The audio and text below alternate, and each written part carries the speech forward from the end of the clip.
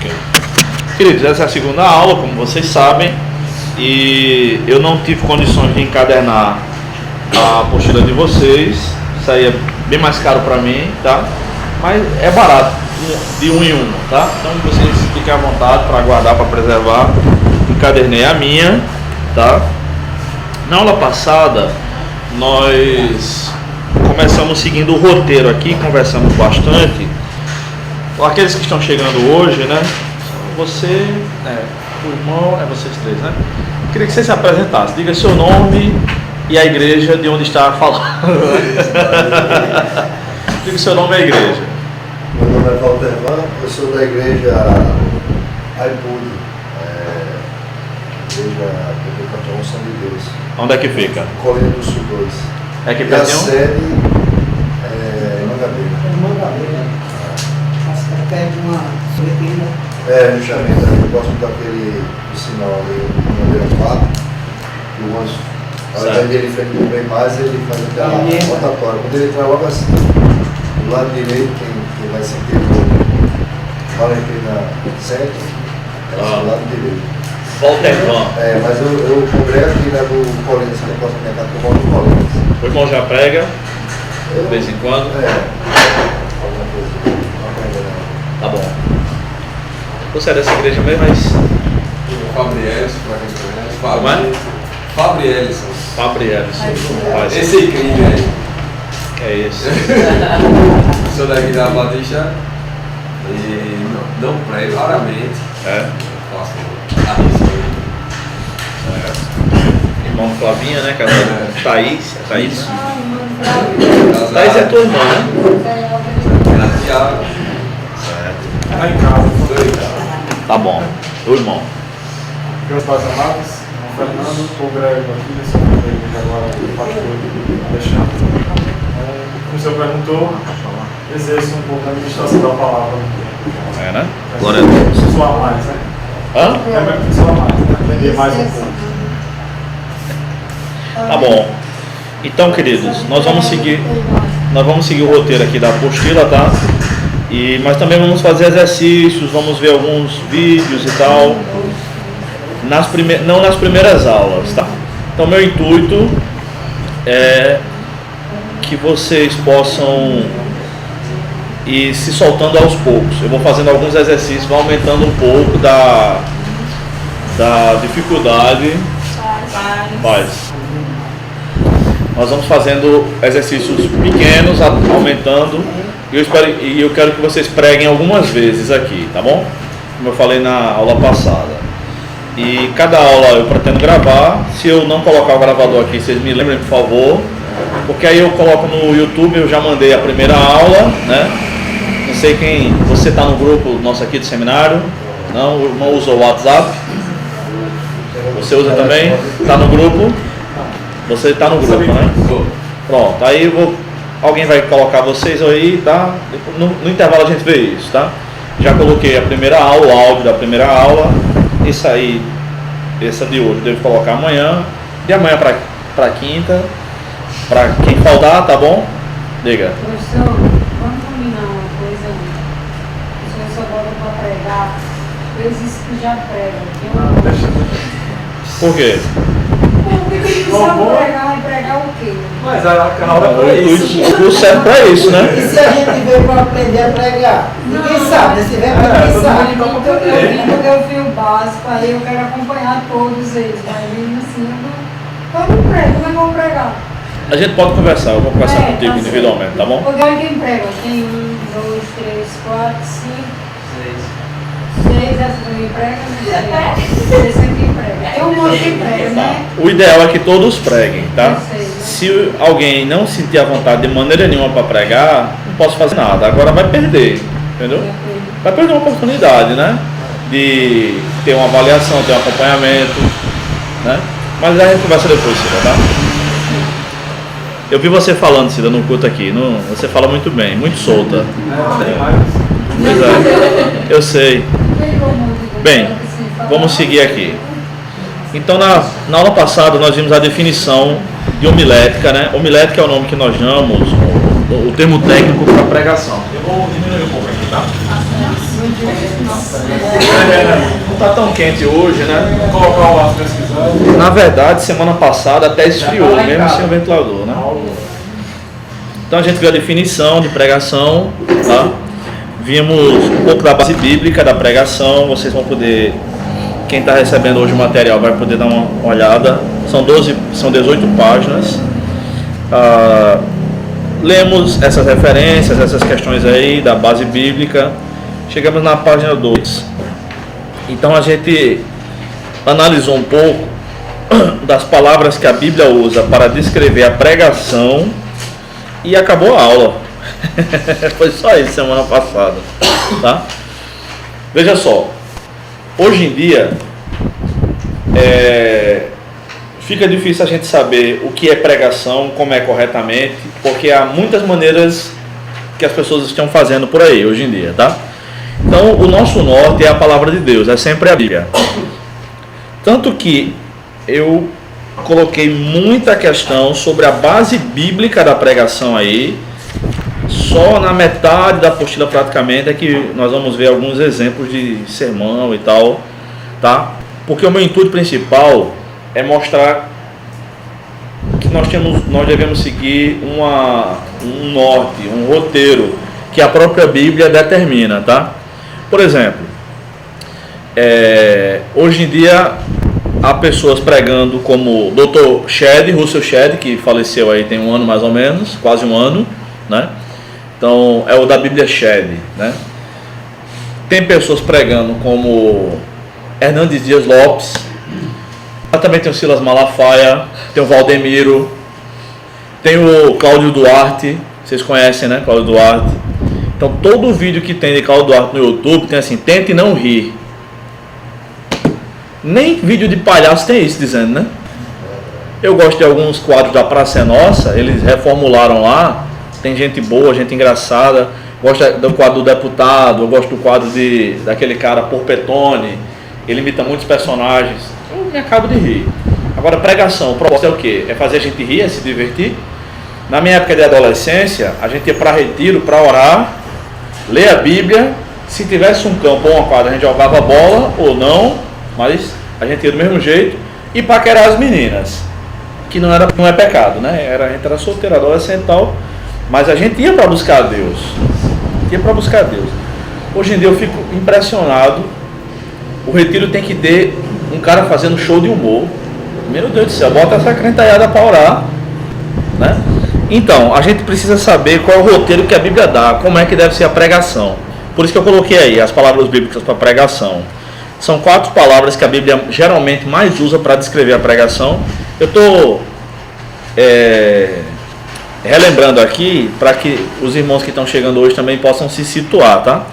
Então, essa palavra aí, essas 4 palavras da página 2 são palavras gregas que o Novo Testamento utiliza. Querisso, né? Que significa declarar como faz um arauto, é mais ou menos se o rei mandou dizer. A gente fala o que o rei mandou dizer. Evangelizo é de onde vem evangelizar, e evangelizar na Bíblia é pregar o evangelho, não é apenas pregar para incrédulos, mas pregar para quem quer que seja, tanto para incrédulos como para crentes. Como é que dá para não ser da palavra? É do jeito que está escrito mesmo. Então não tem nenhum mistério mais. Não, é evangelizo, tá? Do jeitinho. Porque às vezes tem cada uma letra e tem um som. Não, mas é desse jeito. Marturel, que é a ideia a pregação é testemunhar, tá bom? A testemunha fala o quê? O que viu. A testemunha nem pode falar o que não viu, o que gostaria de ter visto, não pode combinar com o réu, por exemplo, o que dizer perante o juiz, não. Então a ideia bíblica é pregar exatamente o que nós vimos nas Escrituras, tá? E didasco, que significa ensinar, de forma geral, tá? Então hoje a gente usa palavras para pregação que descrevem momentos diferentes ou formatos diferentes da pregação, e no Novo Testamento também era assim. Vamos relembrar? Quais são as palavras que a gente usa hoje para falar sobre pregação? Saudação. É vocês que estavam sexta, tá? Que eu estou perguntando a vocês. Reflexão, meditação. Isso, tem mais. nós usamos a saudação, geralmente é numa igreja pentecostal que dá a oportunidade, né? Vem trazer uma saudação, em torno de 5 minutos, no máximo, né? O ideal. Uma reflexão, é uma coisa bem prática, geralmente, é uma meditação, às vezes é num culto de aniversário, tudo isso é pregação, mas nós usamos palavras distintas, né? Mensagem ou pregação propriamente dita, ou sermão, é o do domingo e tal. Aula é na escola bíblica ou no culto de doutrina. Tudo isso é pregação, tá bom? São momentos diferentes ou formatos diferentes da pregação. Na Bíblia também acontece assim, tá bom? Agora vamos continuar daqui. Palavras bíblicas para pregador, tá? Algumas se repetem, tá? Veja só. A Bíblia diz que um pregador é um dispenseiro. Aí eu estou tirando aqui essas informações de um livro de John Stott, um teólogo já falecido. Ele diz que o pregador é um dispenseiro, não é um profeta, página 3, não é um apóstolo, nem é um falador, um tagarela. O dispenseiro, gente, era o seguinte: algumas casas da época do primeiro século, a época que o Novo Testamento foi escrito, tinham vários empregados, pouquíssimas casas, na verdade, né? Essas casas que tinham vários empregados, tinha um empregado chamado dispenseiro. A principal função dele era pegar o material da dispensa. Eles não tinham geladeira, então comprava-se a comida, a carne fresca, né? Recém-caçada ou recém-pescada. Eles não tinham como armazenar, como a gente faz hoje em dia, tá? Então o dispenseiro pegava as coisas que a família ia utilizar naquele dia, principalmente para a sua alimentação, mas outros produtos também. Então ele pegava da dispensa e levava para casa, para que o pessoal pudesse preparar as comidas. A função do dispenseiro nem era pegar o que ele queria apenas, nem o que ele mais gostava de comer, mas é o que a família precisava. Metaforicamente, o pregador é um dispenseiro também. Nós vamos à nossa dispensa, entenda-se a Bíblia, a nossa fonte de recurso, a fonte de alimento, e pegamos não apenas o que nós gostamos de comer, isto é, a gente não deve ensinar apenas aquilo que a gente gosta. O cara gosta muito de missões, ele só prega sobre missões, não dá. A Bíblia não são apenas missões, né?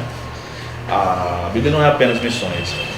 Ele gosta muito da volta de Jesus, ele não pode pregar só sobre a volta de Jesus, tem que pregar sobre tudo que a Escritura fala, tá?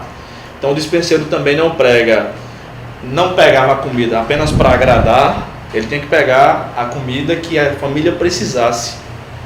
Se fosse para agradar uma criança, por exemplo, bastava guloseimas.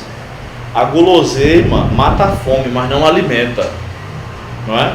A gente come uma pipoca box e come água, a fome passa, mas a gente não está nutrido, não é isso? Precisa de arroz, de feijão, de carne e por aí vai, tá? Então, o dispenseiro tem essa função. Ele tem que saber que a responsabilidade dele não é agradar o povo, mas é agradar a Deus, levando para a mesa do povo de Deus o alimento necessário, o alimento que eles precisam, tá? Então o dispenseiro precisa saber estar em contato com Deus. O pregador, enquanto dispenseiro, precisa estar em contato com Deus para saber qual é a vontade de Deus, tá bom? Eu vou falando aí, qualquer intervenção, uma pergunta, uma questão, vocês podem falar, tá? Segunda palavra aí, que a Bíblia descreve o pregador é o arauto. É a ideia de queriço, tá? O arauto é aquele que falava em nome do rei. Então o rei manda falar e o arauto falava. O arauto era aquele que saía dando aviso nas ruas de alguma notificação que o rei mandava dizer. Na época não tinha Facebook, não tinha outdoor, não tinha WhatsApp, não tinha televisão, não tinha nada disso. Era uma vida feliz. Eu uso direto o WhatsApp, né? Quem é que não usa, né? É muito bom para resolver coisa, para tudo. Então, por exemplo, lá em Daniel capítulo 3, a Bíblia fala que os arautos saíram anunciando as ordens do Nabucodonosor e tudo mais, né?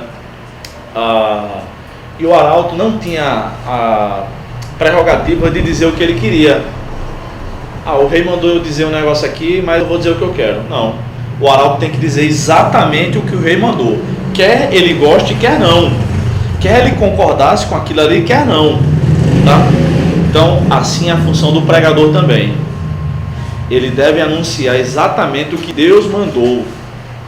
Nem pode ser o que ele quer dizer, nem pode ser o que ele gostaria de dizer, como ele gostaria de comunicar, não. Tem que pregar exatamente a palavra de Deus. Por isso que a Bíblia diz que a Bíblia diz que o pregador é como um arauto. Tem que falar o que o rei, no caso que é Deus, o rei dos reis, mandou dizer.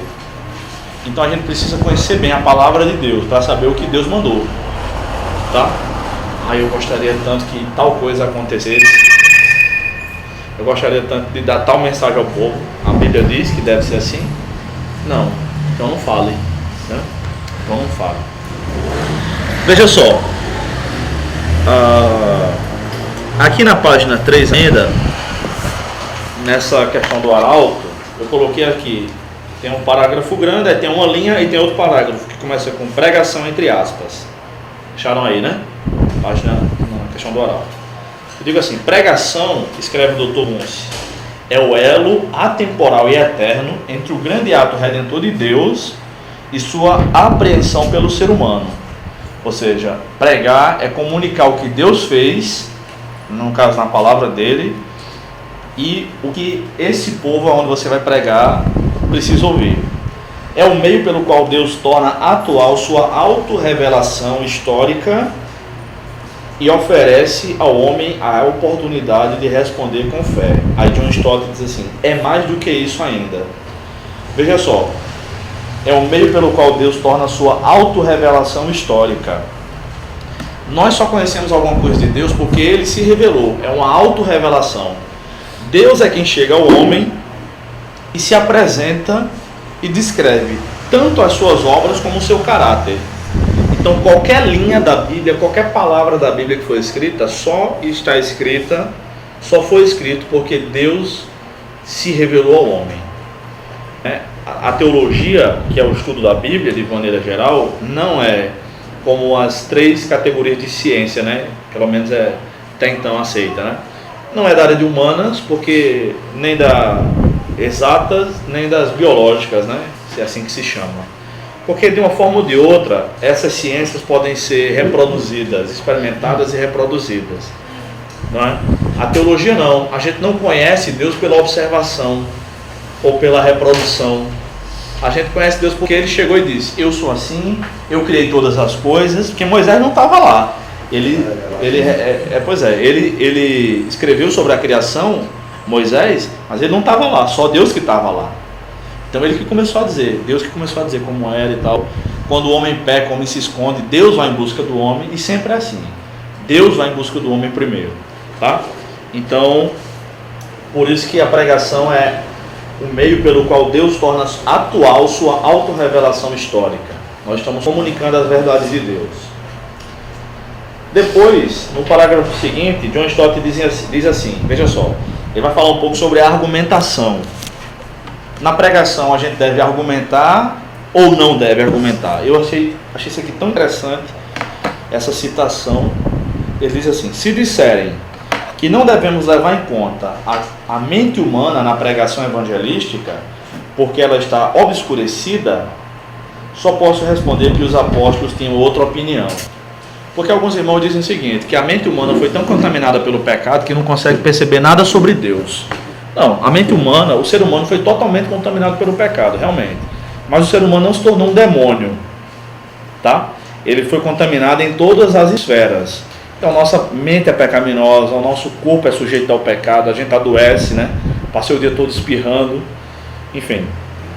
O irmão Pedro não vem porque está gripado, né? Vocês viram no grupo. Mas de uma forma ou de outra, nós devemos levar em consideração a mente do ouvinte na pregação, porque ele ainda é a imagem e semelhança de Deus. E foi assim que os apóstolos fizeram, é o que John Stott está dizendo.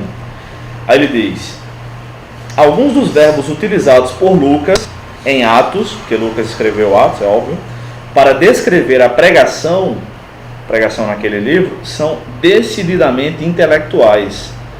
Aí ele vai citar os verbos, como ensinar, eu coloquei aí os verbos em grego, porque está no livro, eu estou citando diretamente do livro dele.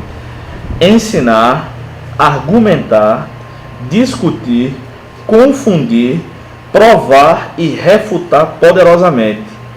Ou seja, em Atos, a pregação é descrita assim. A pregação na Bíblia nunca foi Jesus te ama e tem um plano na tua vida. Nunca foi assim. É sempre o ensino de doutrina sólida. O cristianismo é o que? Jesus Cristo morreu, ressuscitou, foi previsto pelos profetas que ele viria, que ele sofreria. É a argumentação bíblica. Tá? Nunca é botar num cartaz e tá, abraço grátis. Isso não é evangelização. Isso é movimento. Mas os apóstolos nunca fizeram nem nada parecido. Pregação é ensino bíblico. Tá? Vou seguir. Algumas vezes também, John Stott está concluindo seu raciocínio sobre a argumentação que o pregador deve fazer. Algumas vezes também, como resultado dessa pregação dialética, ou seja, racional, eu estou falando e os ouvintes estão percebendo, não lemos que se converteram, que as pessoas se converteram, mas sim que foram persuadidas. Aí tem as referências bíblicas. O que significa isto? Significa que os apóstolos estavam ensinando. Vamos deixar aqui. Significa que os apóstolos estavam ensinando um corpo de doutrinas e argumentando com as pessoas a respeito da conclusão a que deveriam chegar. Eles buscavam uma conquista intelectual, persuadir as pessoas de que a sua mensagem era verdadeira, convencê-las para convertê-las. Olá, André, tudo bom? Olá, meu querido professor. Próxima semana eu venho, viu? Bom, venha. Sabe, né, que a Alexandre está se recuperando da cirurgia. Não, estou sabendo agora. Não? Não. Depois precisa de... Queridos, John Stott está dizendo o seguinte aqui, que o pregador vai falar apenas o que Deus mandou dizer, é o arauto, tá? E nós sabemos também, a Bíblia diz com todas as letras, que o Espírito Santo é quem convence o homem de quê? Não, do pecado, da justiça e do juízo. Então é o Espírito Santo quem convence os pecadores que eles são pecadores e precisam se converter. Agora, o que é que o Espírito Santo utiliza? A pregação. A fé vem pela palavra e pelo ouvir, e pelo ouvir a palavra de Deus, né? Então, quando a gente está pregando a palavra, nós somos instrumentos do Espírito Santo para o convencimento, tá? Então, essa explicação de John Stott aqui alia o agir do Espírito com o trabalho do pregador, tá? Ou seja, o pregador deve argumentar com base na palavra de Deus que os pecadores são pecadores, tal como os apóstolos fizeram. Por isso eu coloquei essa citação aqui, tá? Alguém já disse que devemos trabalhar como se tudo dependesse de nós e orar como se tudo dependesse de Deus, tá bom? Não lembro quem falou, se alguém souber. Posso seguir? Vamos seguir? Só que o senhor tocava nessa pegada das duas palavras, discutir com confundir. Sim. Na ideia da pregação, seria aquela ideia de quando nós confrontamos e a pessoa nos questiona sobre aquele assunto.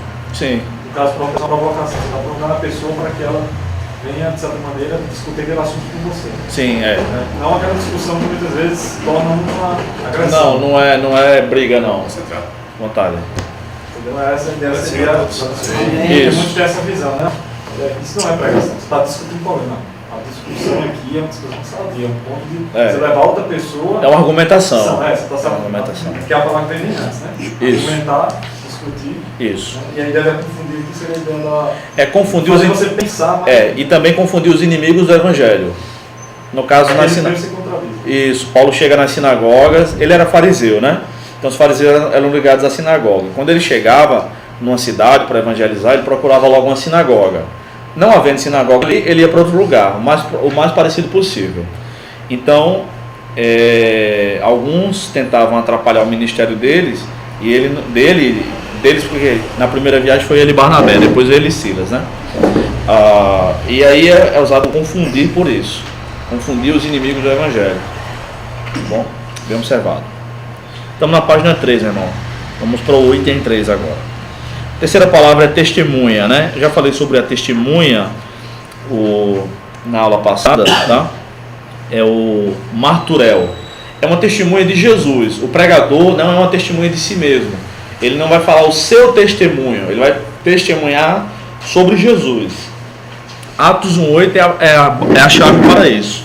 Quando o Espírito Santo descer sobre vocês com poder, vocês vão ser minhas testemunhas. Vamos testemunhar sobre Jesus e não sobre nós, ou sobre o que a gente gosta, ou sobre a nossa igreja. A minha igreja é a melhor do mundo. Não, não é. A melhor igreja do mundo é a igreja de Jesus, da qual a sua congregação também faz parte, não é?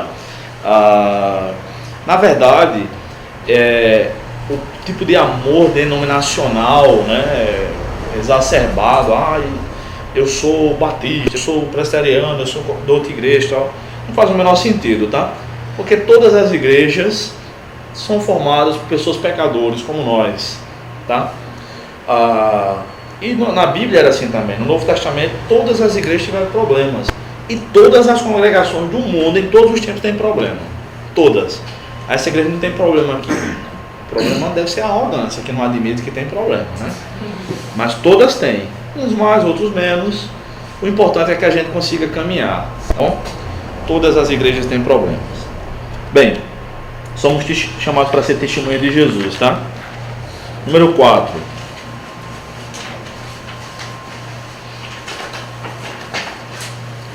O pregador é tido também como pai, tá? A ideia aqui é que os apóstolos, pelo menos Paulo e Pedro, né, chamaram alguns personagens bíblicos de filho, ou filho na fé, que era o que significava, né? Quem foi o maior filho na fé, assim, de Paulo? Timóteo, né? Pedro chamou outra pessoa de meu filho. Quem lembra? Fulano, meu filho. Esse cara foi amigo de Paulo também e de Barnabé. Foi Marcos. Meu filho Marcos, né? Então, e por outro aspecto, o pregador, nesse caso, como um pastor, quando ele passa muito tempo numa congregação, se torna uma espécie de pai mesmo, assim, né? Quando vê as crianças crescendo na igreja, depois faz o casamento delas e tal, fica essa coisa assim, meio pai mesmo, né? Então, o pregador deve olhar para o povo, a quem ele está pregando, também como pai. Ele está ensinando a palavra como um pai a um filho, tá? Mas essa questão aqui não é tão latente assim.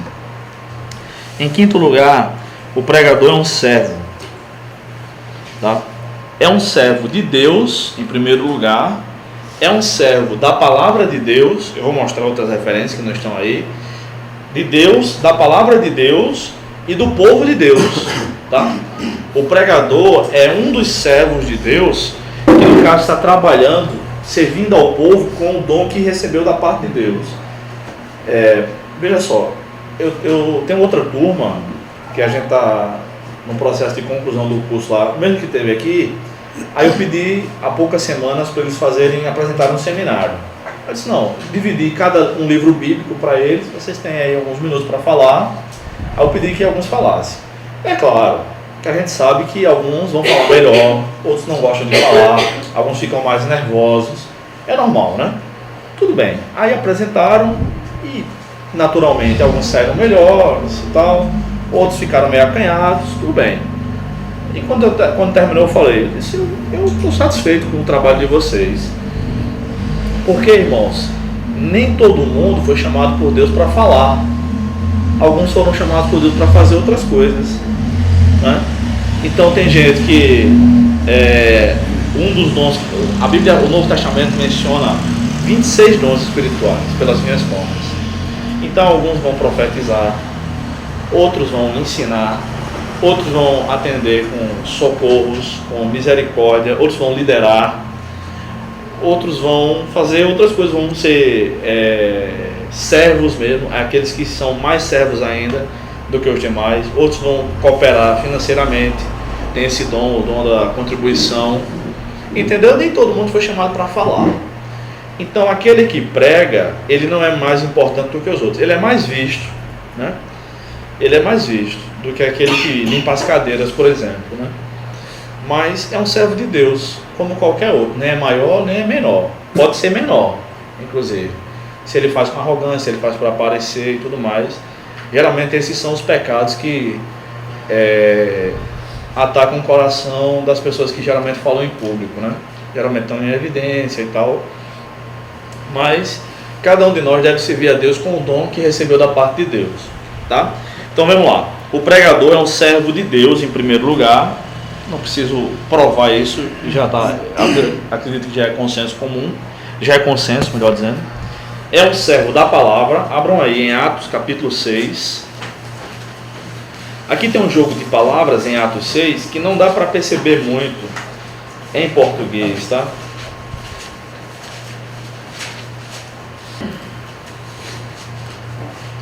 Eu vou lendo e explicando aqui, tá? Atos 6, 1.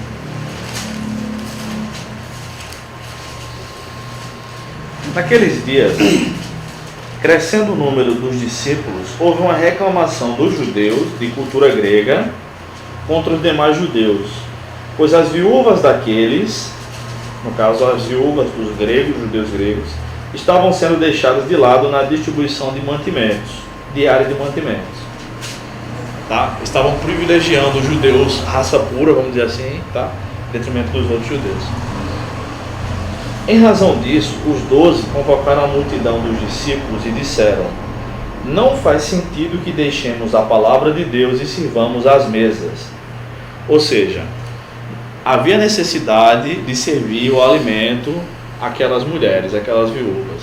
Mas os apóstolos, que eram 12, a essa altura já eram 12, Matias já havia ocupado o seu posto, disseram: não, essa função não é nossa.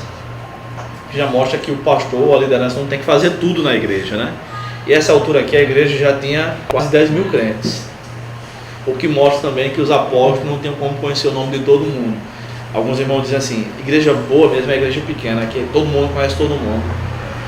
E igreja boa é onde a gente adora a Deus, seja pequena, seja grande, tanto faz, é Deus que dá o crescimento. A gente não pode desejar uma igreja pequena. O ideal, a questão é que quanto mais gente na igreja, menos gente indo para o inferno. Tá? Os apóstolos disseram isso. Versículo 3, eles dizem: portanto, irmãos, escolhei dentre vós 7 homens de boa reputação, cheios do Espírito Santo e de sabedoria, aos quais encarregaremos deste serviço. Mas nós nos devotaremos à oração e ao ministério da palavra. Até aí. Aliás, vamos pular para o 7. E a palavra de Deus era divulgada, de modo que o número dos discípulos em Jerusalém se multiplicava muito, e vários sacerdotes obedeciam à fé, os sacerdotes judeus, tá? O que acontece aqui é o seguinte: é um jogo de palavras. Entre o versículo 2, diz aqui: não faz sentido que deixemos a palavra e sirvamos às mesas. Os apóstolos não podiam deixar aquilo para o qual eles foram chamados, que era ensinar a palavra ao povo, para ser servo das mesas, ou servo do povo exclusivamente, da maior parte do tempo no serviço individual do povo. Aí no versículo 4 ele fala: nós vamos nos devotar, nos dedicar à oração e ao ministério da palavra. Ministério é serviço. Então eles eram servos da palavra e da oração. Essa é a função do pregador, no caso do pastor, né? Ele não precisa estar na construção da igreja, ele não precisa estar distribuindo a cesta básica da igreja, mas ele precisa ser um servo do povo por meio da palavra, tá? Não é que ele ia desprezar o povo, aquela função que não era para eles. Por isso que foram escolhidos. O nome não aparece aqui, diáconos, mas esse aqui é o surgimento dos diáconos, tá? E eles vão ser diáconos, não do povo. Diácono é servo, né? Eles vão ser diácono, ministros, servos da palavra. Se dedicar à palavra de Deus. O pregador precisa estudar a Bíblia, precisa orar. E estudar a Bíblia não é brincadeira, não é pouca coisa, tá? Ele precisa consideravelmente ter um tempo diário de estudo. Ler a palavra, consultar comentários bíblicos, fazer a pregação, os sermões, saber aconselhar, saber orientar. Tudo isso ele precisa de tempo. Se dedicar com exclusividade à palavra, tá bom? Então o pregador é um servo por causa dessa questão. Servo de Deus, é claro, servo do povo também, mas servo da palavra. Alguma questão, queridos? Nós que damos aula de teologia sofremos um certo preconceito, tá? De outras pessoas, de plantadores de igreja, por exemplo, né? Pessoas que abrem mão geralmente de morar na cidade, vão para o interior e tal. E há uma arrogância ministerial, há um egoísmo ministerial às vezes. Eu sofro isso direto, mas eu não sou de baixar a cabeça não, nem por isso, nem por outras questões. Como se a ideia é a seguinte: o camarada que é um missionário, que vai plantar uma igreja do zero, que vai assumir uma igreja difícil, vai ganhar pouco e tal, geralmente chega falando para mim e para colegas que vivem da aula de teologia, porque a gente mora aqui na cidade e não pastoreia, no meu caso eu não pastoreio a igreja, como se o trabalho que eu faço, isso aí é bom demais, eu queria ver se você, a ideia talvez não seja dito com essas palavras, mas a ideia que eles passam é a seguinte: muitos, não todos, tá? Queria ver se você é macho o suficiente para fazer o que eu fiz lá na cidade do interior, passando dificuldade, não sei o quê. Eles falam como se fossem heróis. Na verdade, na obra de Deus só há um herói, que é Deus. O que se requer do dispenseiro, que é a primeira palavra para o pregador, é que seja encontrado fiel. Então Deus chamou alguns para ensinar a palavra, Deus chamou outros para irem. O que se requer do que vai é que ele vá de todo o coração e faça o trabalho que tem que fazer. O que se requer dos que ficam é que ele, como a maioria da igreja, né, sustente o missionário financeiramente, ore, dê testemunho de Jesus onde está, e daqueles que estão ensinando, que é o caso que eu estou falando agora, que ensine. Agora, às vezes o pessoal diz: a sua vida é muito boa. Eu digo: graças a Deus, é ótimo, você não tem ideia como a minha vida é boa. É ótima. Parece que para ser um bom crente o cara tem que passar fome. Para ser um bom servo de Deus, o cara não pode ter um carro, por exemplo. Como se eu ganhasse muito também, né? Mas eu não sou de baixar a cabeça não. O que se requer do dispenseiro é de encontrado fiel. Ninguém pode ter inveja do outro. Isso é inveja, gente, isso é pecado. Fala como, né? Eu queria ver se Deus mandar, eu vou, filho. Deus mandou, é bom você ir, tá? Servir a Deus na cidade ou no campo não é pecado. Agora ter inveja dos outros é. Vamos lá. Outra coisa, queridos, é que cada ministério no reino de Deus tem as suas dificuldades, né? Não deve ser fácil morar numa cidade mais quente que João Pessoa. Não deve ser fácil realmente passar problemas financeiros. Não é fácil, né? Não é fácil. Mas também não é fácil ter que estudar todos os dias da sua vida. Não é nada fácil. Não é nada fácil. Usar boa parte do dinheiro para adquirir livros e se preparar e enfrentar aluno desaforado que só vai para a sala de aula para querer te confrontar. Não é fácil também. Entendeu? Uma vez estava dando aula num seminário, me permitam, eu estou abrindo um pouco do coração com vocês, tá? Às vezes eu faço isso, né? Às vezes eu faço isso. E porque eu os tenho como amigos, eu tenho meus alunos como meus amigos, tá? Eu prefiro que me chamem de Bruno, de professor. Muitas vezes vocês vão me chamar de pastor, mas eu não sou pastor ordenado. Então, às vezes, o seminarista que é pastor, né? Eu tive alguns alunos assim, o próprio Alexandre, né? Já era pastor quando foi no seminário e tal. Às vezes dizem assim: não, mas você não sabe o que é administrar uma igreja. Eu disse, realmente eu não sei. São muitos problemas, digo, mas enquanto um pastor administra uma igreja, um professor de teologia administra várias. Cada um tem suas dificuldades. Quantos pastores chegam para pedir conselho sobre o que está acontecendo na igreja dele? Vocês não têm ideia. Uma vez um aluno que tem mais tempo de casado do que eu de vida, o cara quase se reformando na polícia militar, faltava um ano para se reformar, ou seja, um cara maduro. Terminou a aula sexta-feira à noite, eu ia ter que abrir o seminário no outro dia. 10h30 da noite a gente conversando no seminário, ele se acabando de chorar: o que é que eu faço no meu casamento? E eu pensando, não faço a menor ideia. Eu com 3 anos de casado na época, estou com 2 para 3 anos, estou com 5 agora. Aí eu orei por ele, conversei um pouco, dei o telefone de um irmão que trabalha com isso há muito tempo. Talvez você conheça, um Rômulo. Conhecem Rômulo? Rômulo Quaresma já esteve aqui? Não? Bem, é quem eu indico para trabalhar com casais. Se fale com o Rômulo, ele vai lhe orientar. Eu não sei o que dizer para você não. Imagina o marmanjo casado mais tempo do que eu de vida. Então entende essas coisas, tá bom? Vamos continuar? Queridos, é fácil? Eu só lhe orientando, você não esquecer, foi o senhor que inventou esse intervalo. Então, né?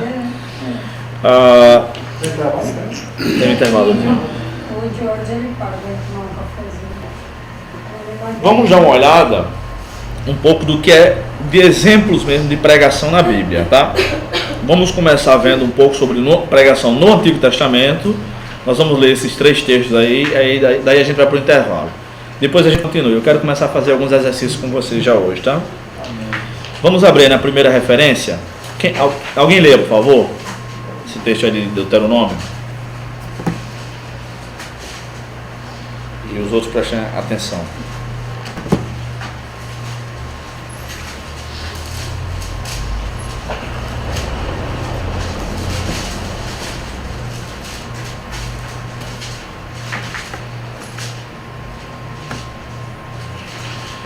Filha, depois você vem sentar aqui, né? Quem vai ler o texto do Deuteronômio? Amém? Pode. Ordenou-lhe Moisés, dizendo: ao fim de cada 7 anos, precisamente no ano da remissão, na festa dos tabernáculos, quando todo Israel vier a comparecer perante o Senhor teu Deus, no lugar que este escolher, verás esta lei diante de todo o Israel. Ajuntai o povo, os homens, as mulheres, os meninos e o estrangeiro que está dentro da vossa cidade, para que ouçam e aprendam e temam o Senhor vosso Deus e cuidem de cumprir todas as palavras desta lei. Obrigado. Então, de 7 em 7 anos, tem que reunir o povo, ler todo o Pentateuco para o povo. Todo mundo tem que ouvir a leitura da lei. Homens, mulheres e crianças. E os estrangeiros também. Então tem que ler a palavra. Pregação é isso, é o ensino da palavra. Tem que ler e guardar os mandamentos, cumprir os mandamentos, né?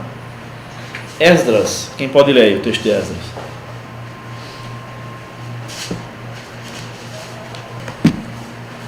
Vamos lá?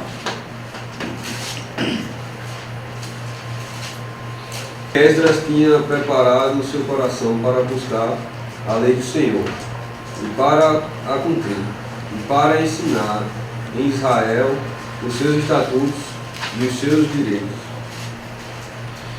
Veja só, a sequência que o texto de Esdras dá é a sequência que todo pregador deve seguir. Ele propôs no coração estudar a lei, guardar a lei e ensinar a lei. Não pode ser diferente. Estudar, guardar e ensinar. Falei certo? Estudar, guardar e ensinar. Vamos dizer todo mundo junto? Estudar, guardar e ensinar. Vamos de novo. Estudar, guardar e ensinar. Não pode ser diferente. O camarada não pode estudar e ensinar se ele não vive. Ele não pode apenas ser um crente supostamente piedoso e ensinar também. E ele não pode apenas estudar, guardar e não compartilhar o evangelho com outra pessoa. Tem que estar junto as três questões aí. Todos nós temos que estudar a lei, porque a gente não pode... Vai ensinar o que se a gente não sabe? Estude a lei. Quando Paulo se converteu, gente, quando Jesus salvou Paulo, ele já era um rabino, ele já era um mestre do Antigo Testamento. Ele deu testemunho, né, assim rapidamente, falou um pouco sobre a conversão dele, sem entrar em detalhes, sem falar dos pecados, sem falar em promiscuidade, até porque ele era um servo de Deus. Aí ele começou a pregar na sinagoga, mas ele fez um retiro que demorou aí quase 15 anos. Voltou para a terra dele, vou estudar de novo, vou rever, vou encontrar Cristo no Antigo Testamento. Claro que lá em Tarso ele deve ter pregado na sinagoga, mas não saiu como missionário. Então, até Barnabé, em Atos 11 relata isso, Barnabé viaja de Antioquia da Síria para Tarso, 165 quilômetros, procura Paulo lá, traz Paulo para Antioquia e começaram a discipular os convertidos ali em Antioquia. Então, ele já era um rabino, depois estudou mais 14 anos, tendo revelações de Jesus, estudando a lei. Só depois, quando já estava bem amadurecido, num culto de oração e jejum, o Espírito Santo disse: separar-me a Barnabé e a Saulo. Ou seja, ele ainda foi como submisso na obra missionária, a obra que eu tenho chamado. O líder da missão era Barnabé. Muitas vezes nós queremos ser um novo convertido, a gente se converte, amanhã a gente quer sair por aí pregando e falando bonito, quer ser um Hernandes Dias Lopes. Não tem atalho, gente, não tem atalho, é dedicação. É dedicação, é estudo diário da Escritura, é leitura, é aprendizado, cursos como este e outros melhores do que este, escola bíblica, culto de doutrina, perguntar, tirar dúvida, internet, é isso, e prática, tá bom? É esse o caminho, estudar, guardar, para poder ensinar. Professor, o senhor está pregando numa igreja. Não, o senhor não. Outra pessoa, o pastor está pregando. Porque vai ser o que é que eu faria, né? Você está pregando, aí o senhor está lá no culto. Aí chama a pessoa, aí dá uma profetada lá dentro que vai acontecer isso. O senhor conhece quando aquilo ali vem de Deus e a pessoa faz o quê? Espera muito tempo ou espera pouco tempo? Como é?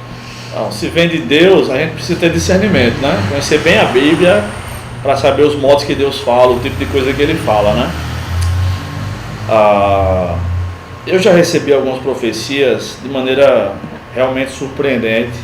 Eu creio que Deus fala em profecia nos padrões e profecia não é pregação, tá? Não no Novo Testamento, isso é coisa do Antigo Testamento. Eu espero, mas eu oro. Senhor, se é do Senhor, confirma.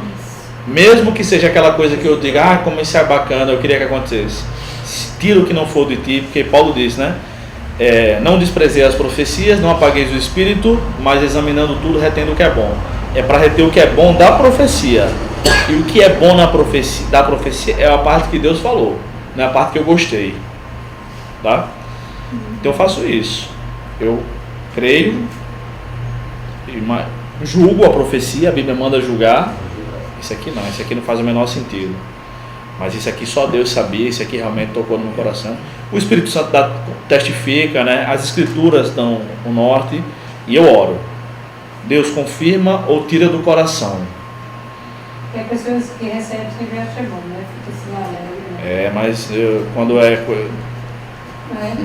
mesmo quando é coisa agradável, que a gente percebe que não é de Deus, não deve achar bom, né? Deve achar ruim. Eu nunca recebi uma falsa profecia assim, num culto. Eu teria repreendido o profeta ou a profetisa. Eu teria dito, meu irmão ou minha irmã, talvez até depois do culto, aquela mensagem foi pura emoção, vocês sabem. Eu teria chamado a atenção, não é assim, isso não é brincadeira. Uma vez eu vi uma pessoa profetizando à torta e à direita, eu desprezei totalmente. Tava a gente conversando, rindo, brincando, ela começava a profetizar como se fosse brincadeira. Eu saí. Não era na minha casa, eu era um convidado também, eu saí, não falei nada não. Foi a única vez. Mas já recebi profecia assim, Deus está pensando algo e só Deus saber. Né? Um irmão chegou para mim e disse, eu preciso falar contigo aqui. Aí eu saí de onde eu estava, vamos lá fora, ele disse, não sei se você vai crer. Vamos fazer o seguinte, você fala, depois eu digo se creio. Aí ele começou a falar, não era nem na igreja, começou a dizer, eu estava orando por você, vi que aconteceu tal coisa na sua vida, passei uma semana orando por você, eu pensei, o negócio é sério.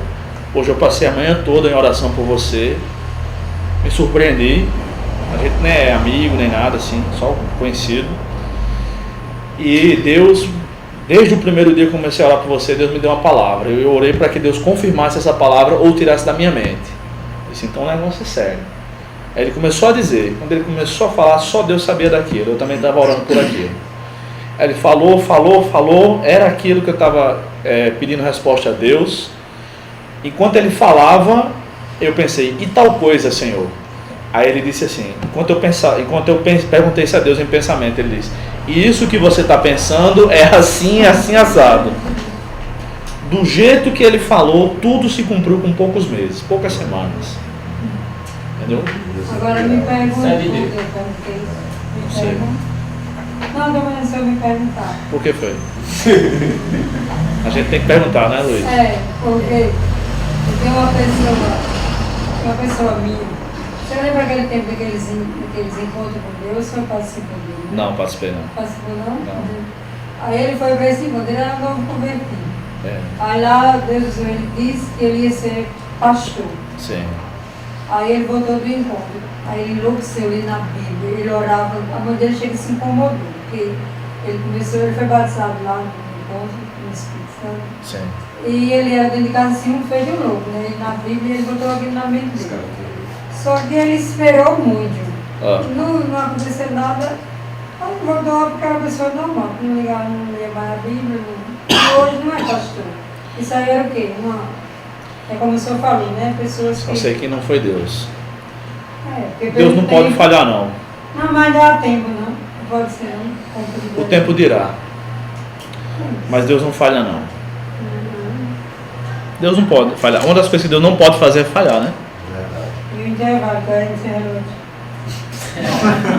Não posso, né? Tem o terceiro texto aqui. Eu vou ler esse texto. O senhor disse esse aqui, não foi? Não, esses 3 textos. Os 3. Os 3. 6 minutos, passou. E o salário, ó. Se dá uma benção. Gente, vamos ler o texto de Neemias. Veja só, eu vou ler esse texto que eu vou já lendo e fazendo alguns apontamentos, tá?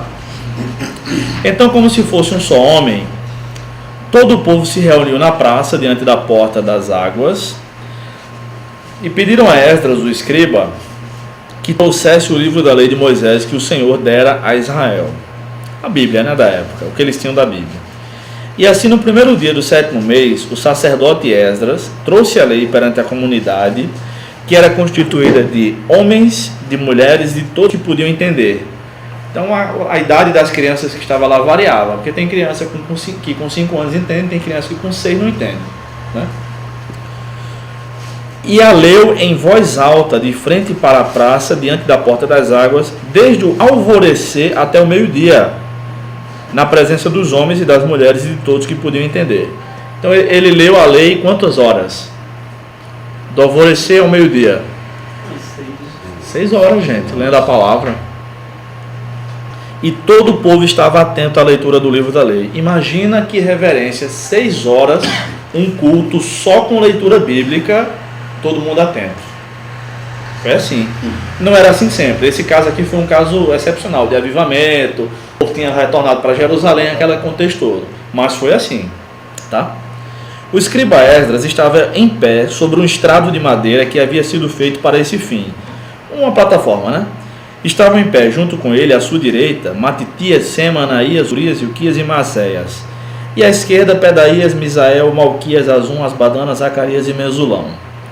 Então, desde um lugar mais alto, Esdras abriu o livro e todo o povo conseguia vê-lo. Assim que abriu o livro, todo o povo se pôs em pé. Reverência. Então Esdras bendisse o Senhor, o grande Deus, e todo o povo levantou as mãos e respondeu: Amém, amém. Veja que ele não perguntou, nem pediu. Amém, irmãos? Esse amém está muito fraco. Vocês não almoçaram hoje, não tomaram café. Não teve nada disso. Foi espontâneo. Nenhum pregador em toda a Bíblia pediu para o povo dizer amém, aleluia, glória a Deus, ou repetir alguma coisa para o irmão que estava do lado. Nenhum em toda a Bíblia. Quando o povo quer, o povo diz. Eles se inclinaram, adoraram o Senhor com o rosto em terra. Esdras também não pediu isso. Os levitas, Jesua, Bani, Serebias, Jamim, Acube, Sabetai, Odias, Mazéias, Quelita, Azarias, Josabade, Anã e Pelaías explicavam a lei ao povo, e o povo permanecia em pé no seu lugar. Provavelmente era o seguinte: como a multidão era muito grande, Esdras lia e esse pessoal ia repetindo e tal, e fazendo as explicações.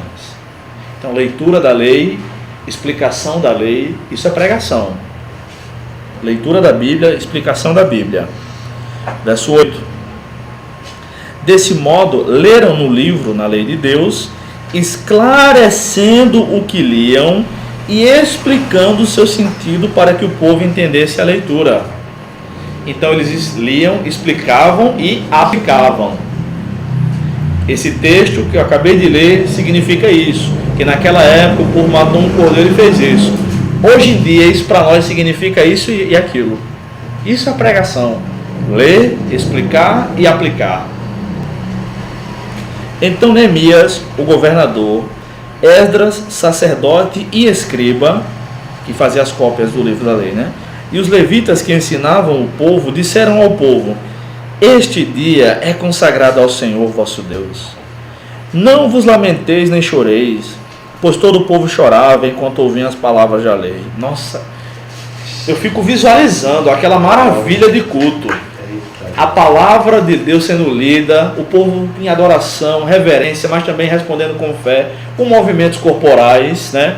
Se levantando, se pondo de joelho, dizendo amém, chorando, né? Aí ele diz: não chore, hoje é dia de rir, não é dia de chorar, é dia de alegria. E ele, verso 10, e ele lhes disse ainda: ide, comei e bebei do melhor que tiverdes. Ou seja, não é de hoje que crente come, meu amigo, né? Está explicado. Já a gente vai, né? E enviai algo aos que não têm nada preparado para si, pois este dia é consagrado ao nosso Senhor. É o princípio do Evangelho, o compartilhamento, né? Portanto, não vos entristeçais, pois a alegria do Senhor é a vossa força. Então os levitas acalmaram todo o povo, dizendo: acalmai-vos, porque este dia é santo, por isso não vos entristeçais. Então todo o povo saiu dali para comer e beber, para enviar algo aos que não haviam preparado nada para si, para comemorar com grande alegria. E aí a última linha explica o motivo de toda aquela alegria: pois entenderam as palavras que lhes haviam sido explicadas. Quando o povo de Deus entende a Bíblia, há essa alegria, há essa comoção, há essa reverência. E de quem é a função de explicar com clareza? Do pregador. Tá? Então, o princípio da educação, depois Drica pode explicar melhor, diz o seguinte: se a gente não consegue explicar, é porque a gente não entendeu. Por isso eu falei das duas regras básicas da... Por exemplo, como é que eu vou explicar como é que para chegar aqui, nessa igreja? Desculpa, é porque eu viajo demais. Lá do Alto do Mateus para cá. É complicado, mas eu entendi, eu consigo explicar. Se o cara conhecer, ele vai chegar. Tá? Então como é que a gente consegue explicar a Bíblia? Só se a gente entender. E quando a gente entende e explica, a alegria no povo de Deus. Tá? Por isso, irmãos, que as duas regras áureas da pregação que eu falei na semana passada são: primeiro, pregue sobre suas certezas e não sobre suas dúvidas. Eu queria tanto pregar esse texto, achei tão bonito, mas eu não entendi ele ainda. Não pregue ele ainda. Pregue outros que você já entende. Ninguém sabe a Bíblia toda. Tá? Segunda regra: embora devamos pregar todo o desígnio de Deus, toda a Bíblia, não devemos tentar fazer isso num único sermão. Cada mensagem, cada sermão deve ter um tema. Qual é o meu tema desse sermão? O meu tema é alegria no povo de Deus. Então eu vou explicar esse texto aqui com base nesse tema: a alegria do povo de Deus. Acabou. Ah, mas é alegria no Antigo Testamento, no Novo Testamento. A alegria no céu, que um pecador se arrepende. Não. Isso é para outro sermão. Esse sermão aqui, esses 40 minutos que eu vou ter, é para explicar essa passagem. bom? Agora a pessoa lê um texto, aí vai em outro que fala da mesma, por exemplo, aí, alegria. Aí você vai na Bíblia, pega outro texto que fala sobre alegria. Não pode não ir lá. Pode correlacionar. Irmãos, essa alegria aqui é semelhante àquela que aconteceu com Davi, quando trouxe a arca para Jerusalém. Essa alegria aqui é que nem naquele dia, tal, correlacionar. Mas o seu foco é aqui. Aí você vai e volta. Não pode sair do texto. Vou pregar esse. Aí fala 10 minutos por esse, aí vai para outro texto. Não pode. Ninguém vai entender nada. Nem você. Liga. Um pregador, ele tem que usar necessariamente os 40 minutos para que... Não. A gente vai falar sobre o tempo depois. Não precisa, né? Não precisa. Isso tem sido discutível, né? O famoso pregador Timothy Keller, que a Vida Nova está traduzindo no livro dele agora, o Tim Keller, como estão chamando, né? Ele é pastor de uma igreja lá em Manhattan. O povo não tem tempo para nada. Nova York é cheio de rato no metrô, na rua, né? Porque o povo não tem tempo para parar e comer. Então, o fast food, o berço do fast food é Nova York, é a maior cidade do mundo. Eles comem andando, então fica muita coisa, comida no chão, cheia de rato. O que é que significa? Que o povo não tem tempo para ficar 1 hora vendo uma mensagem. Então ele prega 30 minutos gravado. Acabou? O pregador tem que ter poder de síntese. Enéas, quando começou, ele tinha 15 segundos. Os mais jovens não conhecem Enéas, né? Talvez. Era 15 segundos. Aí ele falava: eu vou ajeitar as finanças do país, vou fazer isso, aquilo outro, vou construir a bomba atômica, não sei o que. Meu nome é Enéas. Acabou, 15 segundos. Terceiro colocado nas eleições, com 15 segundos. Na outra campanha de 93, foi 89. 93, ele tinha 1 minuto e 15. Aí dava para falar mais coisa, mas ele aproveitava. O pregador tem que ter poder de síntese. Vão te dar 10 minutos para falar. 10 minutos. Vão te dar meia hora. Meia hora. Eu dei de 15 a 20 minutos para Antônio. Eu disse a Antônio, pregou você tem bem e cumpriu ali. Foram 16 minutos. O culto de formatura, que alguns não estavam presentes aqui, que a gente fez, foi 55 minutos. Culto de formatura. Eu disse: eu não aguento um culto de 3 horas e meia que os outros seminários fazem. Eu não aguento, é formalidade demais. 1 hora dá para fazer tudo. Porque depois a gente vai para onde? A gente vai se confraternizar no restaurante. Foi o que a gente fez. Pois não. O último culto agora eram 9 horas, o pastor, você tem 20 minutos para trazer a mensagem, né? Terminou, era 10 horas. É complicado, né? Já tinha gente saindo, já indo embora. Ele vai trabalhar no outro dia de manhã, vai pegar o ônibus cedo. Era para ter deixado ele sozinho, né? Eu deixava. Sinceramente. Eu deixava, não ficava com peso de consciência. Eu olhei para ele para perguntar e não... Código canônico. Vamos lá. Queridos, retomando aqui o raciocínio sobre a pregação na Bíblia, tá? Eu quero ler com vocês, estamos aqui na página 4, eu quero ler com vocês essas passagens aí, sobre João Batista, sobre Jesus e esses 11 pontos sobre Paulo, tá? Quero vencer isso aqui hoje, tá? Vamos lá, abram aí o Novo Testamento, eu vou lendo na sequência dessas referências aí, tá? Só é acompanhar a sequência aí. Vamos nessa primeira de Mateus 3. Página 4 da apostila, pregação na Bíblia, Novo Testamento. Achou? Pronto, aí eu vou ler nessa sequência aí. Mateus capítulo 3, do 1 ao 3, diz assim: naqueles dias apareceu João Batista pregando no deserto da Judéia e dizendo: arrependei-vos, porque o reino do céu chegou. Porque é dele que o profeta Isaías disse: voz do que clama no deserto, preparai o caminho do Senhor, endireitai as suas veredas. Então a pregação de João Batista era uma mensagem curta, tá? Ele veio para abrir o caminho para Jesus. Ele veio para preparar o coração dos ouvintes da sua época sobre Jesus. João Batista é considerado o último profeta da Antiga Aliança. É como se ele pertencesse ao Antigo Testamento ainda, tá? O Novo Testamento diz, por exemplo, Lucas 16 e nas passagens correlatas, né, dizem que a lei e os profetas duraram até João. Então João Batista é a espécie de último profeta da antiga aliança. Depois dele é inaugurado o reino. Então aquele texto que diz assim: entre os nascidos de mulher não há ninguém maior do que João, é bom lembrar da segunda parte do texto, que diz assim: mas o menor no reino é maior do que João, porque o reino é maior, é mais elevado do que a época de João. Eu vou explicar melhor. Então aqui está João Batista, e dessa geração aqui, eu só estou com um pincel de uma cor, tá? Me ajudem aí. Dessa geração aqui de pessoas de João Batista, é o chamado nascido de mulher. Todo mundo é nascido de mulher, normalmente, né? É o que a Bíblia chama. Então esses aqui da geração de João, ele é o maior, tá?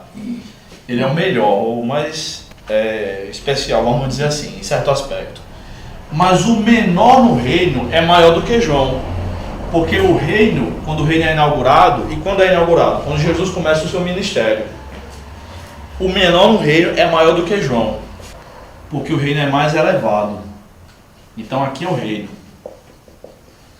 aqui é João. Então eu e você já somos maiores do que o João Batista, porque nós estamos na época do reino, que vai desde a pregação de Jesus, eu vou botar uma cruz aqui, até a consumação dos tempos. Até Jesus voltar, nós estamos vivendo nessa época da igreja chamada de reino. O reino de Deus foi inaugurado, mas ele não foi ainda totalmente implementado aqui. É por isso que a gente deve orar, pedindo que Jesus volte para implementar definitivamente o reino. Venha o teu reino, faça-se a tua vontade, assim na terra como no céu. A vontade de Deus ainda não é feita na terra como ela é feita no céu. No céu todo mundo obedece a Deus, muito bem, obrigado. Na terra ainda não. Então quando o reino for consumado, quando Jesus voltar, aí a vontade de Deus vai ser totalmente feita aqui na terra. Estou sendo claro? Então nós estamos aqui, do reino, tá bom?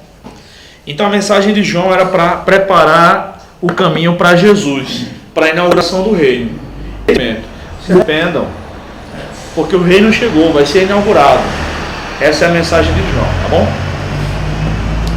Vamos seguir. Lucas 4, né? A próxima referência aí.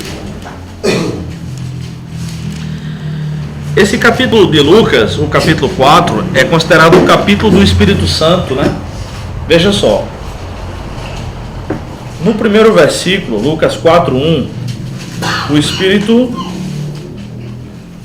dirige Jesus duas vezes. Estou lendo Lucas 4:1. Na plenitude do Espírito Santo, Jesus voltou do Jordão. Então Jesus vem na plenitude do Espírito. E foi levado pelo Espírito para o deserto. Jesus vinha na plenitude do Espírito e ia para outro lugar, também conduzido pelo Espírito. Aí no versículo 14 diz: no poder do Espírito, Jesus voltou para a Galileia. Jesus vem, vai e volta pelo Espírito. Aí ele vai dizer que o Espírito está sobre ele, no verso 18. Vamos ler aqui do 17 ao 21. Entregaram-lhe o livro do profeta Isaías, ele estava numa sinagoga, num culto, né? Ele abriu e achou o lugar em que estava escrito: o Espírito do Senhor está sobre mim, porque me ungiu para anunciar boas novas aos pobres, enviou-me para proclamar libertação aos presos e restauração da vista aos cegos, para pôr em liberdade os oprimidos e para proclamar o ano aceitável do Senhor. E fechando o livro, devolveu-o ao assistente e sentou-se. Vocês veem que o método correto de ensinar a Bíblia é sentado, tá? Por isso que eu dou aula sentado aqui. Quando eu me levantar, me lembrem, tá? E os olhares de todos na sinagoga estavam fixos nele. Então ele começou a dizer-lhes: hoje se cumpriu esta passagem da Escritura que acabais de ouvir. Então veja só, o ministério de Jesus foi totalmente desenvolvido pelo poder do Espírito e baseado na palavra de Deus. Assim deve ser o nosso também. Nós devemos buscar a orientação do Espírito para ir, para vir, para fazer o que Ele quer que a gente faça. E o ministério de Jesus começa ensinando a palavra. É claro que nesse caso é mais especial, porque é o próprio Deus, né? E imagina o privilégio que aquelas poucas famílias tiveram, porque as sinagogas eram pequenas, mais ou menos do tamanho dessa igreja aqui, o salão de culto, tá? Tiveram de ver essa profecia se cumprir diante dos seus olhos. Isaías não teve esse privilégio. Os profetas não tiveram. João Batista não teve. Aquele pessoal que estava ali teve. Hoje se cumpriu esta profecia, esta escritura. Assim foi o ministério de Jesus, tá? Ok. Vamos ver um pouco sobre Paulo e o seu ministério, tá? Vamos para Atos.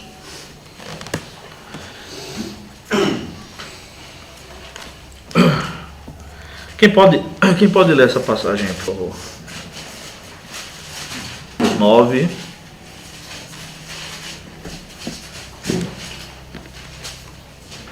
Amém. E depois de ter alimentado, sentiu-se fortalecido. Então permaneceu em Damasco alguns dias com os discípulos. 21. E logo pregava nas sinagogas a Jesus, afirmando que este é Filho de Deus. Ora, todos os que o ouviam estavam atônitos e diziam: não é este o que exterminava em Jerusalém os que invocavam o nome de Jesus, e para aqui veio precisamente com o fim de os levar amarrados aos principais sacerdotes. Por favor, leia o 22 também, por favor. Saulo, porém, mais e mais se fortalecia e confundia os judeus que moravam em Damasco, demonstrando que Jesus é o Cristo. Obrigado. Veja só, outra coisa interessante aqui nessa passagem, né? Jesus o salvou e logo depois ele começa a pregar nas sinagogas que Jesus é o Cristo. O pastor Hernandes Dias Lopes comete um grande erro, na minha opinião, ao dizer que há um intervalo de tempo significativo entre o versículo 19 e o 20. De onde ele tirou isso? Não faço a menor ideia. Mas não é isso que o texto demonstra. Há uma continuidade no texto, tá? Paulo ficou em Damasco e logo passou a pregar Jesus nas sinagogas. Isso é, com pouco tempo de convertido. Hernandes Dias Lopes, pregando sobre Paulo, naquele sermão dele maravilhoso, né? Quem não ouviu, por favor, escute, tá? É um sermão, assim, realmente fantástico, como quase todo sermão dele. Ele disse que isso aqui demorou muito tempo, mas não é isso que o texto demonstra. Não há esse espaço. Pelo contrário, não há. É com pouco tempo realmente ele começa a pregar que Jesus é o Cristo nas sinagogas, tá? É claro que não é a mesma coisa o final da sua vida ministerial. É que ele é um novo convertido, mas ele já era um rabino, tá? Então ele já conhecia bem a lei. Agora, o que é que acontece na mente de Paulo? Quando Jesus o salva, ele enxerga tudo o que era a respeito do Messias, ele aplica a Cristo. Ele não era um analfabeto de Bíblia. Ele não era alguém que não sabia nem abrir, nem manusear as escrituras, que era um rolo horizontal, né? Eram rolos horizontais. Não, ele conhecia muito bem, só que ele não sabia que Jesus era o Messias. Tá bom? Outra coisa interessante é que o versículo 22 usa duas daquelas palavras que eu falei, né? Confundia e provava. Então ele confundia os judeus, mostrando que Jesus era o Cristo, mas confundia no bom sentido, tá? Ok? Quem fortalecia ele?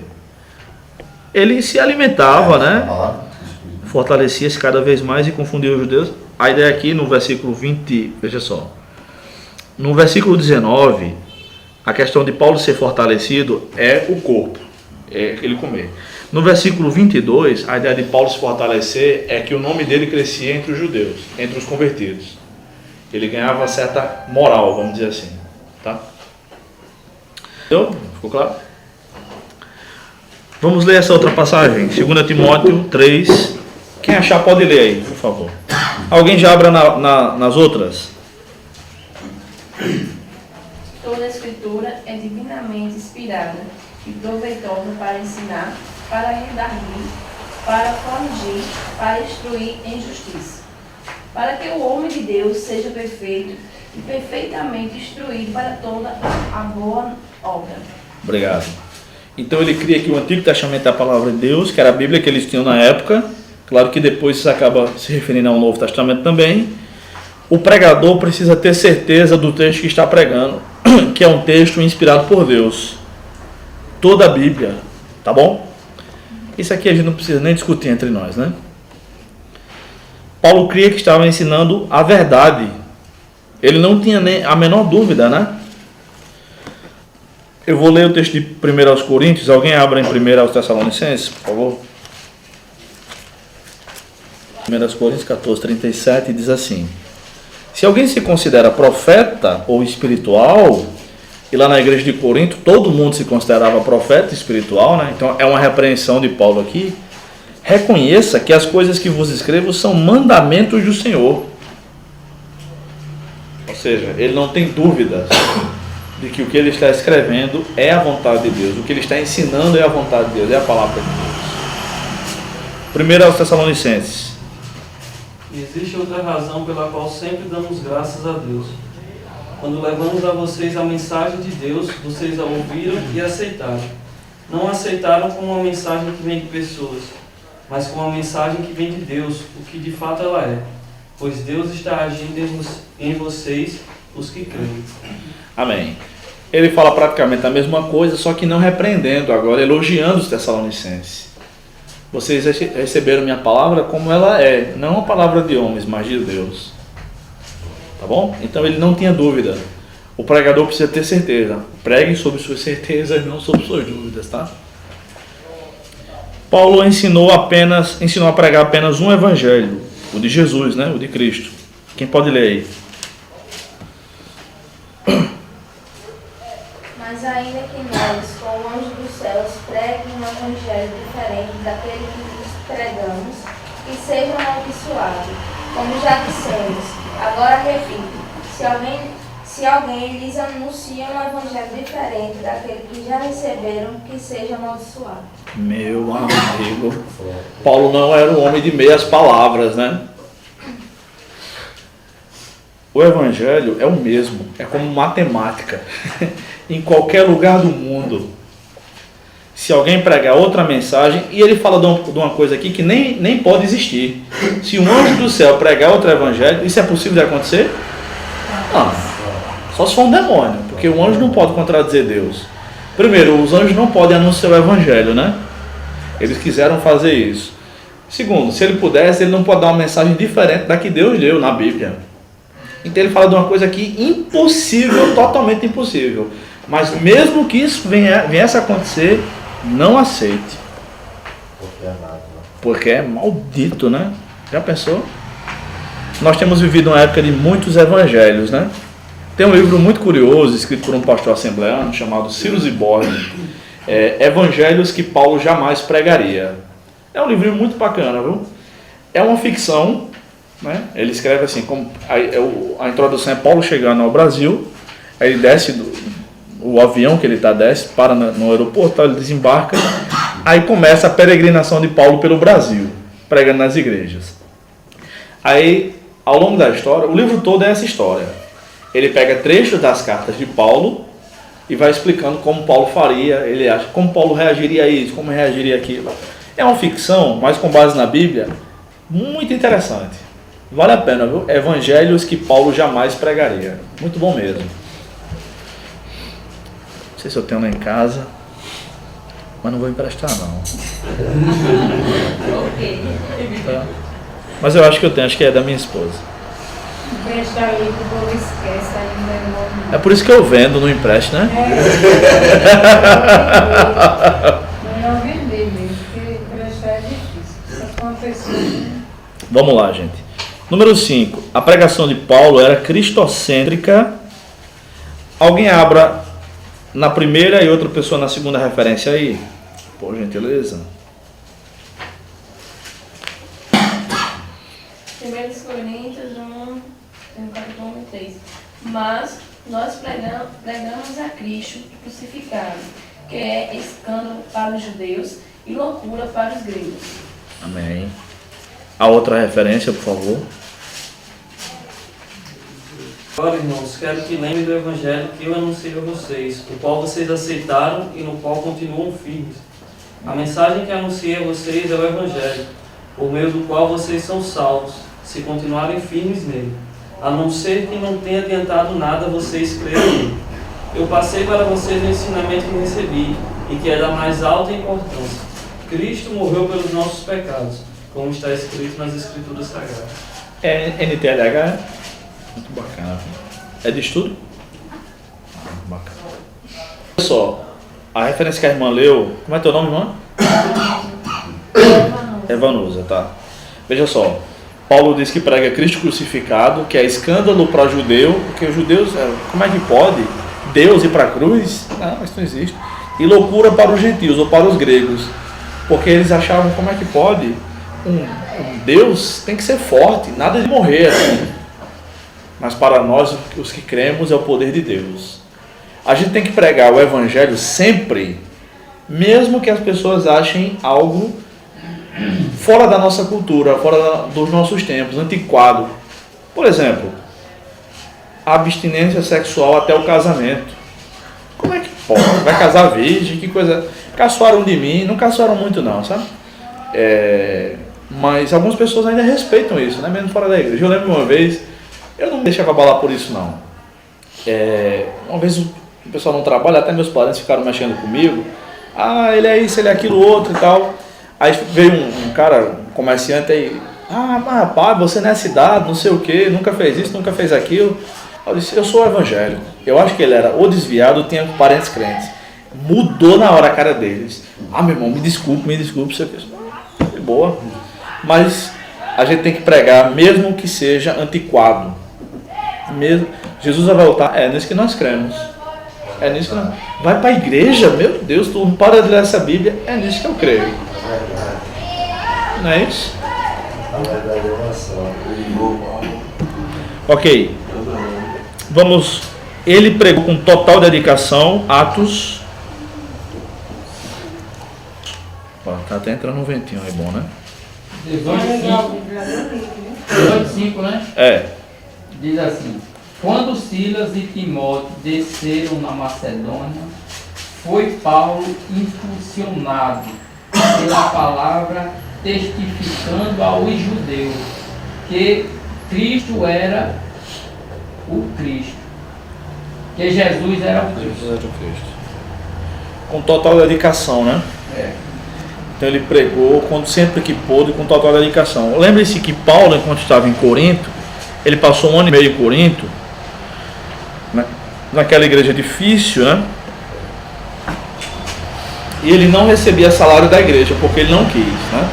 Ele disse até que deixou de pastorear outras igrejas que pagavam salário para pastorear os coríntios, que tinham dinheiro, mas ele, por uma espécie de orgulho próprio, não pecaminoso, não quis o salário dos coríntios, né? Os coríntios sempre foram gente ruim. Os corintianos, ao contrário, sempre são gente boa, né?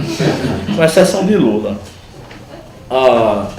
Então vejam, brincadeiras à parte, Paulo, enquanto esteve em Corinto, trabalhava fazendo tendas, e ele morava junto com Áquila e Priscila, né? Aquele casal que também faziam tendas. Então Paulo trabalhava e pregava, mas sempre que podia, pregava com toda a dedicação, dava tudo de si no sermão. Tá bom? Ok. Ele não precisa abrir essas referências aí do 7, tá? Tendas é antigo, viu? Hã? Tendas é antiga, viu? Tempo de Paulo já tinha. Ele já fabricava, né? Desde Gênesis 4, né? Desde Gênesis 4. Tubal Caim, o pai dos que habitam em tendas. Paulo ordenou que se pregasse a palavra, que se ensinasse estas coisas, a palavra, e que se exortasse, tá? Ele também pregava no poder do Espírito Santo. Vamos ver. Baixa uma. 1 Tessalonicenses 1:5. Alguém achou? Por favor. Pois temos anunciado o Evangelho a vocês, não somente com palavras, mas também com poder, com o Espírito Santo e com a certeza de que esta mensagem é a verdade. Vocês sabem de que maneira nos comportamos no meio de vocês, para o próprio bem de vocês. Amém. Então a pregação sempre tem que ser no poder do Espírito, né? Às vezes nós pregadores nos preocupamos muito com o texto bíblico, e deve ser assim, com o formato do sermão, com a organização das ideias, mas a gente não pode deixar, por menos do que isso, o tempo de oração pelo sermão. Tá bom? Isso talvez seja a parte mais difícil da pregação. Tá? Então quem tem facilidade de falar em público não sofre tanto assim. Se a gente estudou o texto, a gente não vai sofrer tanto assim também. Agora, não é fácil manter uma vida de oração, sobretudo por aquele sermão, por aquela mensagem, para que Deus abençoe aquele povo, tá bom? Mas é essencial. É essencial a oração pela pregação, para que seja no poder do Espírito. Essa questão do poder, pregar no poder do Espírito, irmãos, veja só. Alguns acham que se refere à eloquência do pregador. Não tem nada a ver. Tem pregador que é animado, que é eloquente. É muito bom ouvir um pregador, um orador eloquente. É claro que é, animado. Mas vejam só, Deus não depende da eloquência de ninguém. Um dos sermões mais famosos da história chama-se Pecadores nas mãos de um Deus irado. Talvez alguns já tenham ouvido falar aqui. Um pastor congregacional, em 1741, pregou esse sermão, Pecadores nas mãos de um Deus irado. É com base num textinho lá de Deuteronômio, uma parte de um versículo. Ele era míope, profundamente míope. O nome dele era Jonathan Eduardo, né? Jonathan Edwards. E ele pregava à luz de um candeeiro e ele escrevia todo o sermão. Tem alguns pregadores que ainda hoje fazem isso, tá? Depois a gente vai conversar sobre essas questões. Não é hora agora. Ele escrevia o sermão todo. Todos os sermões dele, ele escrevia sempre. Então ele pregava com as anotações, assim, porque ele era muito míope, tá? E com a outra mão ele segurava o candeeiro, né? Para iluminar lá. Então geralmente não dava para ver o rosto dele. E ele lia o sermão inteiro. Todo o sermão. Quando ele pregou esse sermão, as pessoas se agarraram nas colunas do lugar lá, do templo, com medo de irem para o inferno, de cair mesmo num buraco. Teve determinada hora no sermão que ele disse assim: o inferno está debaixo dos vossos pés. E é como se Deus estivesse sustentando vocês com a mão poderosa dele. E ele só não soltou vocês para caírem no inferno, porque ele é misericordioso. E as pessoas, veio um terror, essa foi a palavra, tão grande sobre as pessoas que estavam ouvindo aquela mensagem. Elas literalmente se agarravam nas colunas do templo, com medo de escorregar e cair. Sem eloquência nenhuma, ele foi lendo o sermão. Mas ele era um homem de profunda oração. Ele passava em torno de 11 horas, ou seja, o dia inteiro, no escritório dele. Lendo a Bíblia, orando, escrevendo, mas a porta era aberta. Ele tinha, não sei quantos filhos, acho que 9 filhos, né? Século XVIII, né, gente? Qualquer um podia entrar a hora que quisesse, a esposa também, tá? Mas ele passava o dia lá, lendo a Bíblia e falando com Deus. Então, quando esse homem pregava, Deus se manifestava. Deus se manifestava. Foi um tempo de avivamento tão poderoso que, em tempo de avivamento, geralmente coisas extraordinárias, além do limite, acontecem. Tem um relato sobre a história dele. Nessa época, as casas pastorais do século XVIII tinham um quarto de oração, que era o escritório, né? Que ficava nos fundos, era o último quarto da casa. E era o escritório dele. E a mulher dele orava tanto quanto ele. A mulher dele orava tanto quanto ele. Ele mesmo relata que um dia, quando chegou, foi com essa história, ele chegou, tá? Foi pro escritório dele, a mulher dele estava orando. Ela estava orando de joelhos e ele disse que ela estava levitando a 50 centímetros do chão. Qual o propósito disso? Em tempos de avivamento, Deus geralmente derrama tanto do seu poder que coisas além do normal tendem a acontecer. E essa foi uma época de grande avivamento, tá? Século XVIII nos Estados Unidos. Então Deus não depende da nossa eloquência. Mas quanto mais íntimo for o pregador de Deus, mais Deus vai operar. Sem dúvida. Esse avivamento o senhor já viu? Eu já vinha momentaneamente. Já vim em algumas igrejas por alguns meses. Eu já vi coisas assim realmente muito fora do normal acontecerem. Muito fora do normal mesmo. Eu só não vi pessoa voar, mas o resto eu já vi. Foi. Bem. Preciso de um avivamento desse lá na igreja. Tem que buscar, né? Pedir a Deus. A gente até hoje não sabe como os avivamentos acontecem. Mas sempre que começa um avivamento, é uma época que o povo está lendo a Bíblia e orando. Tá? Deus é quem manda. Atos capítulo 20, nós já estamos encerrando, tá? Abram em Atos 20, eu vou ler esses versículos.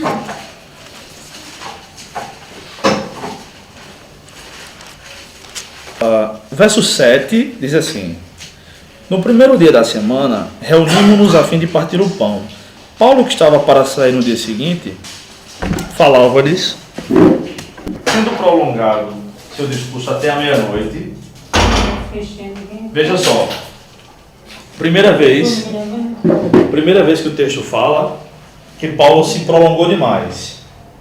Então, se prolongou até meia-noite, ninguém sabe a hora que começou. Talvez 9, 10 da noite.